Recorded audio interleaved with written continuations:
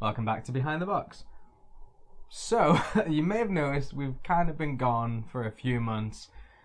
We've just been really, really busy with our real lives, and this unfortunately just had to take a little back seat for a couple of months. But that should be done. Now we should be back. We have just had an incredible weekend at Airecon. I mean, I can't even begin to explain how amazing it was. So we'll try our best over the next 3 videos. We're going to cover Friday, Saturday and Sunday like we did with the UK Games Expo last year. We found that format just works better for us. Mm-hmm. And then, starting from next week, we'll be back to regular video uploads. So I'm really excited to do this. This has been something that I've been really looking forward to covering. We literally got back yesterday, so this is the day after, so we're doing this as soon as we possibly could. We've got stuff written down in front of us here, so if you see us glancing down, it's because we've made notes of all the things we did, the stuff we wanted to talk about. Don't want to forget anything. We don't want to forget anything.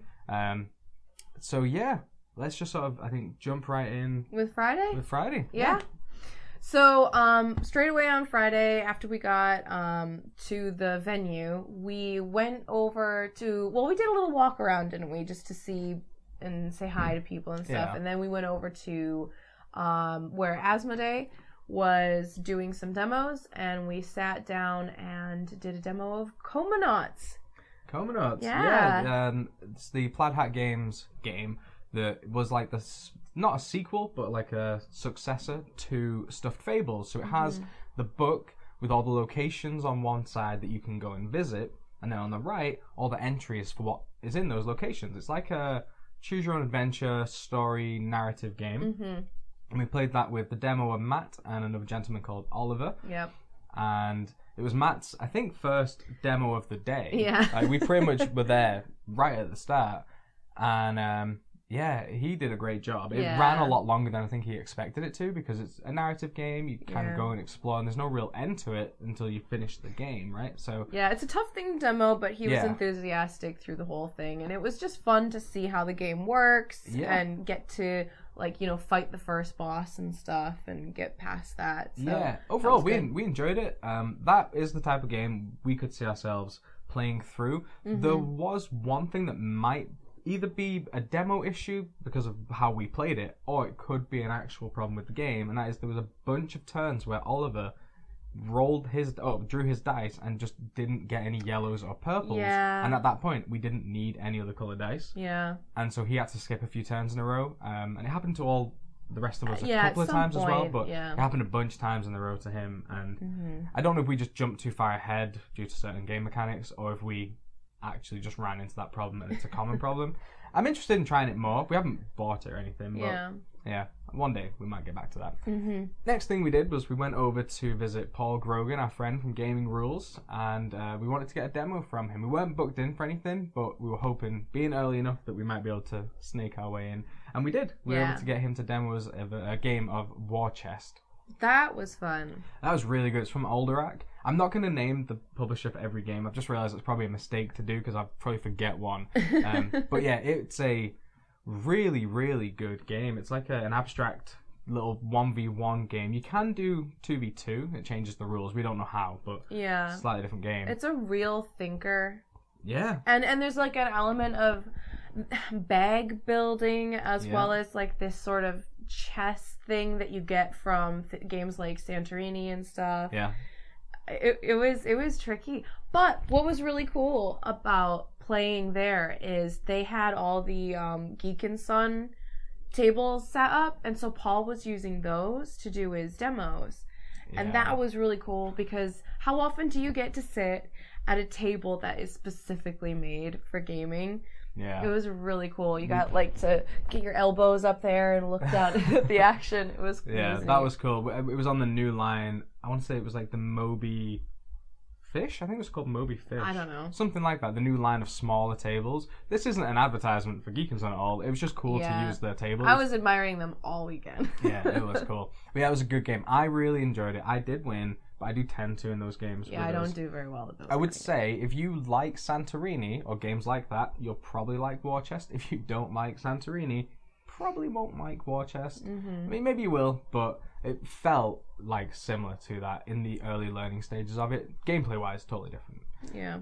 Then we headed over to the King Suite, where they were having lots of that was kind of like event zone, seminars and stuff happened there. Yeah.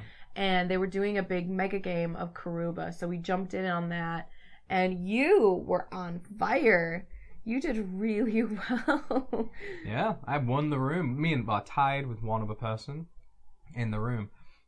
It was just a lot of fun. We love Karuba. We own it. We bought it because we played it last year. Yeah. In the Mega Karuba part of Airecon. So yeah, if you saw our video last year, same thoughts. It's just a great game. Yeah, good path building game, and they kind of modified the rules just a little bit, for scoring purposes, because it's such a big room of people.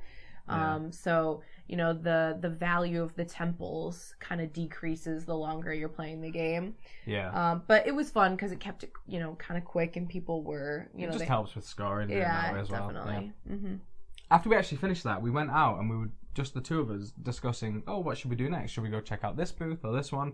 And then Ross from More Games Please ran up to us. We met him at UK Games Expo last year, and he was like, "Hey, do you want to play a game with me and Efka from No Pun Included?" And we were like, yeah, sure, why not? We could be free, I guess. And so we went over and met Efka, and then we played Days of Wonder's upcoming game, Corinth? Yeah, Corinth. That is the roll and write game. It's a reprint of an older game that they have, I guess, the rights to, or they've purchased the rights to, and they've rethemed it in this Corinthian era sort of theme. It was okay. Yeah, it was alright. It wasn't bad. It had some interesting ideas. Mm-hmm. But yeah, I think when you've got games like Welcome to and Railroad Inc. to compete with, it's tricky, hard. And obviously Roll and Write's kind of right now the big thing that people are excited about.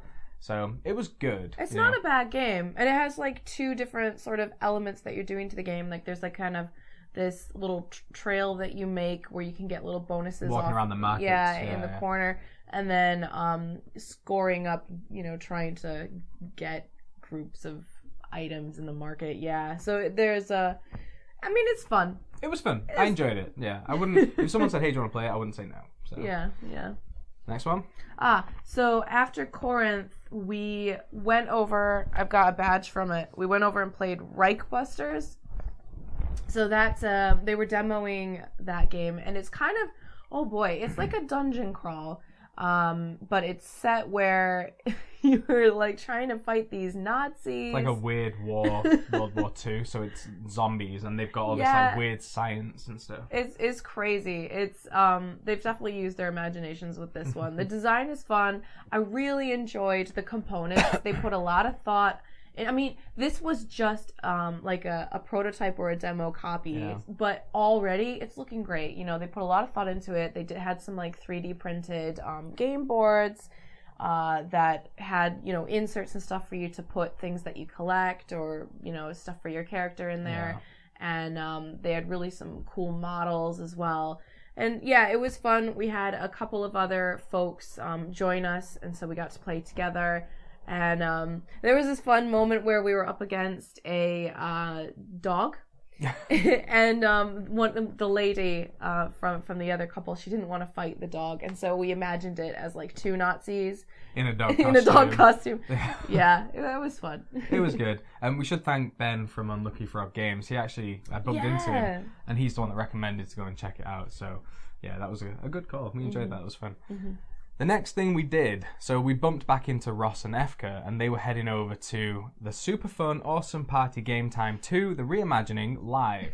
This is Bez from Stuff by Bez, her big event. She ran it, I think she said 2 years ago, and it went over really well. It's basically this crazy party game, and we did that in the King's Suite. There was 4 teams, so Lindsay and I joined a team. We'd gotten there a couple of minutes late, so the teams had been formed.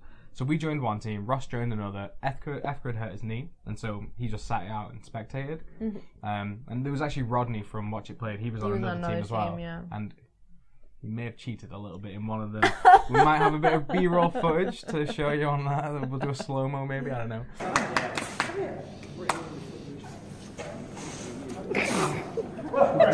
Oh wait,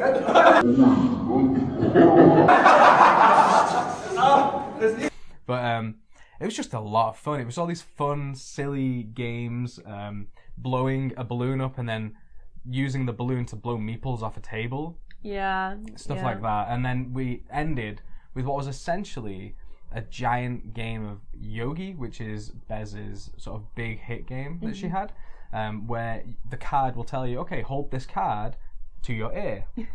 You have to do that then for the rest of the game. And then another card will say, hop on one leg. You have to hop on one leg while doing this. And then hold this card in the crook of your elbow. So then you're like doing this, but you could put it here, right? And so it's this idea of like figuring out the most efficient way to do all these crazy tasks. Yeah. And when you've got a huge room of people doing all these weird things, that was just a lot of fun. It was, I think, because it happened on Friday, it was a really great way to start off the weekend because you're on this team of people and they're helping you do these crazy things and you just get to know them and it's fun. You've got kind of friends then for the rest of the weekend. Yeah, it was great. We actually ended up buying, I think, the last copy of Yogi from Bez, and then we just had like a really nice sort of half an hour chat with her just about being at Airecon, other events, her experience with things like UK Games Expo, the future for the different games that she wants to make. It was a really nice conversation. It's always nice to chat with not only Bez, which we do enjoy, but all of the other creators there. Yeah. So that's always really nice. And we also got a chance to play another game from Bez. Oh yeah, we played Kitty Cataclysm. So this is a game where, well, God, I don't even know how you would describe it. It's kind of like a trick-takey sort of, you play a card, and it reminds me of Uno a little bit, where you're like forcing other people to lose cards, or you're taking cards from them. Basically, at the end of the game, whoever has the most points wins, is sort of how that works. Yeah, it's a simple game. It's very quick. You can play it like a bunch of times in a row if you wanted to, and be done with it pretty soon. Yeah, that was nice. I mean, we just, like we said, we were just chatting with Bez while we were doing that, so that was just a nice little sort of cool down after a crazy party game. So after we did that, we went over to the pub quiz. We did this last year, and I don't remember the position that we had last year, but we did not do well at all.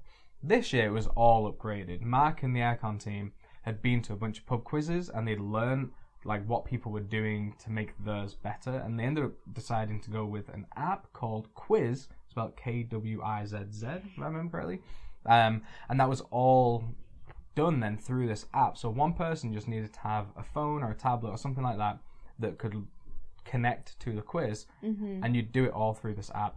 It made the whole event so much quicker, so much more streamlined. It was a lot easier to like get the answers down and not have to worry about like handing sheets over to people to grade you, and it was really good, really fun. We ended up coming 6th. Our team was called Rogue Elephant, and yeah, it was just great. It's just it's just so much fun. It was still really difficult, really hard quiz, but it doesn't go easy on you. No, but it was cool. It was just a lot of fun. We loved it last year. We knew we were going to love it this year, and we did. That was the last thing that we did. Yeah, on the Friday. It was the perfect way to end the day. Yeah. And start off the weekend at the same time. Yeah, I mean, the Friday's always the quietest day. And so it's kind of nice to be able to just sort of bounce around a little bit and do stuff like that. Yeah, then we went back to the hotel and fell asleep, ready for Saturday. So we're going to end the Friday video here. And yeah, we will see. We're going to make a playlist of this. We'll leave links down below to sort of anything that we've really discussed. We'll leave links below, so if you do want to learn more about them, you can just check the description. Until the next one, we'll see you soon. Bye. Excuse me. You got a Dracula when you cough. I know. Okay? I love to cough. He does love to cough.